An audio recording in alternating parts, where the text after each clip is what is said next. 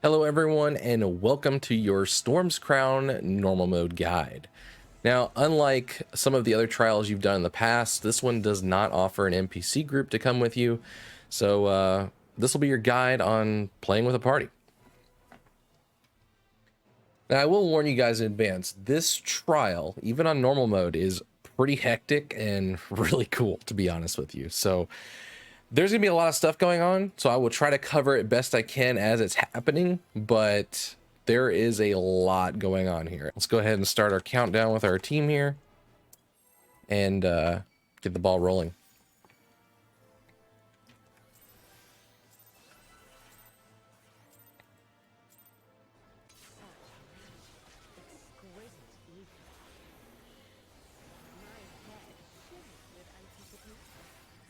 Starting off, her basic melee attacks don't really hit hard, but this Arrow 4 ability is essentially a raid wide. You're going to want to mitigate this because it will cause a lot of damage. So that took us down maybe 30% health with a couple cooldowns from our entire team because we've seen this before.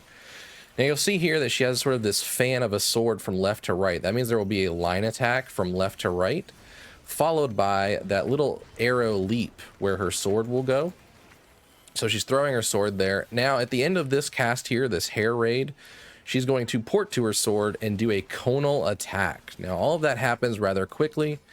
And right after that, looks like right here we have a double tank buster. So both of us are stacked up.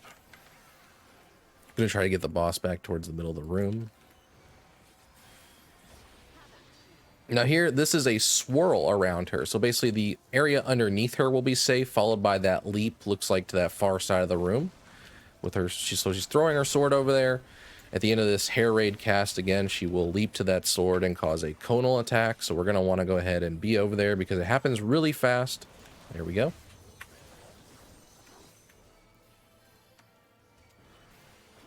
Another void arrow ability. This is a really big AoE, so mitigate it if possible. Help your group out. That one we had less mitigation. Took us all down to about 50% there. Here we have these circles. These are tangles, essentially. Now, you don't want to just run away from these blindly. If you get too far from them, they basically pull you back in. So you just simply deal with the slow and dodge as close to those as you can. So I moved into the one safe cone and then back to the second safe cone. So if you try to outrun that, you're basically going to get pulled potentially into a bad spot. So just make sure you don't do that. Here we have a group stack mechanic happening. Pretty minor damage, it seems like. Looks like another sword attack right here. This one again is another swirl. She'll then be throwing her sword to the far side of the room there. And at the end of this hair raid again, she'll leap over to it, and we will want to be right next to that sword. So some of you that might get a little greedy, be careful of that. A couple spread mechanics here.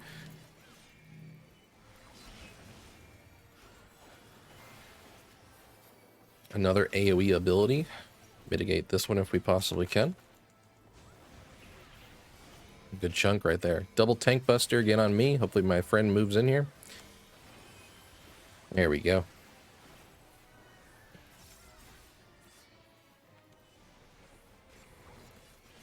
Now once you get around 50% is where it will start to get a little hectic and very, very fast paced.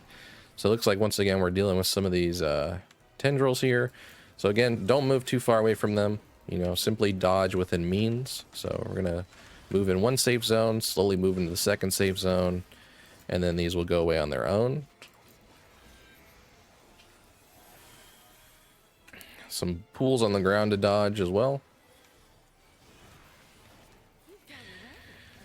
Now is where we're going to start getting hectic. So 50% approaching here. She's going to essentially go into Super Saiyan mode and get very crazy, very fast, very wild. Just putting some spikes all around her body here. Getting ready, leaping straight up in the air and doing some kind of crazy wild Superman punch, it looks like here. So yeah, from here on out, definitely very, very fast paced. So I suspect a lot of groups in normal will wipe right here a few times. So again, mitigate this best you can. This is going to be huge damage. So we shielded there and mitigated, still brought us to 50%. So definitely pay attention to that. Looks like here you see some line attacks around the room. There's also a dead area underneath her, so you don't want to be underneath her, but still be dodging some of these areas here. So again, we're dodging all this. There is a stack mechanic over here, it looks like. And some tanks are going to take some hits. So both tanks are running out.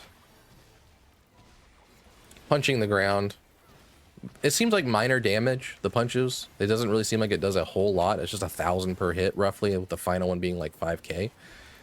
So nothing super crazy there. Now you'll see I have a flare marker, so I need to be away from the group. At the same time, there's also a party stack happening over there. So those guys are going to take less damage if I move farther away. Ooh, I got knocked up by a swirl. Moving out, then in, it looks like. Trying to dodge all these green swirls and the party at the same time. Like I said, this part is really hectic. There's a lot happening right there. Now some punches again, minor damage. So you're charging the outsides of the room.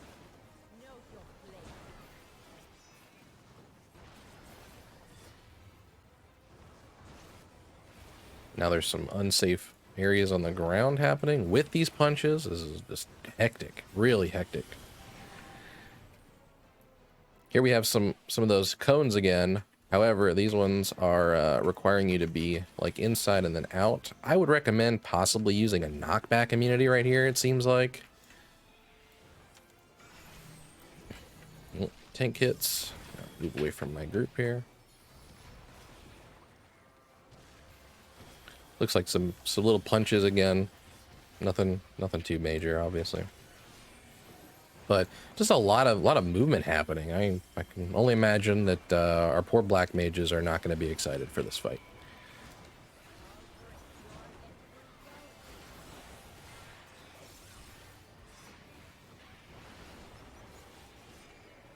Some small spots on the ground right here, along with her doing some punches around the room.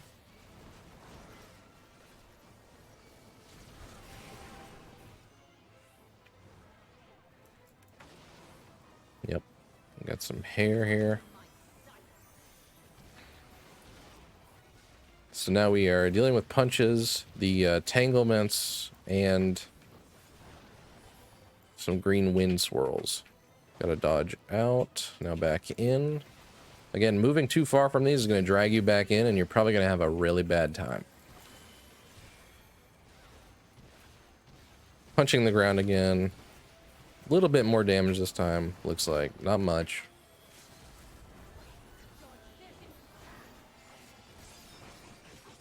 Punching around the room, doing the swirls again.